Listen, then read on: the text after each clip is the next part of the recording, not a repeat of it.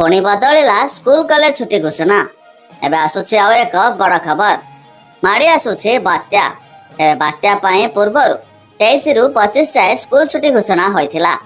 एई मध्यरे आसिला आउ एक बड़ आसुछि बात्या। एथि पई बंद हैला कॉलेज। बात्या पई 23 रु 25 तारिख पर्यंत कॉलेज बंद रहइबो। तेबे कॉलेज और विश्वविद्यालय बंद रखिबाकू एसआरसी का निर्देश दैछंती। तेबे 14 जिल्ला रे कॉलेज विश्वविद्यालय बंद नै निर्देश दिया जायछि। तेबे 14 जिल्ला रे स्कूल छुट्टी घोषणा करथिले एसआरसी।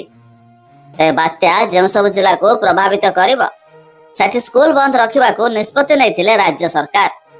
तेबे ए सब जिल्ला गुडी को हला गंजाम, पुरी, जगतसिंहपुर, केंद्रापड़ा, भद्रक, बालेश्वर, मयूरभंज, केउझर, ढेंकानाल, जाजपुर, अनुगुल, खोर्धा और नयागढ़।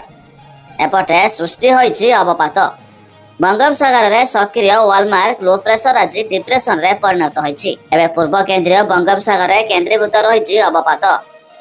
ए धीरे धीरे पश्चिम उत्तर पश्चिम दिगरे गति करी अधिक घनीभूत हेबो। या परे बात्या उत्तर पश्चिम दिगरे गति करी 24 तारिख सकाळे आहुरी सिवियर हेबो।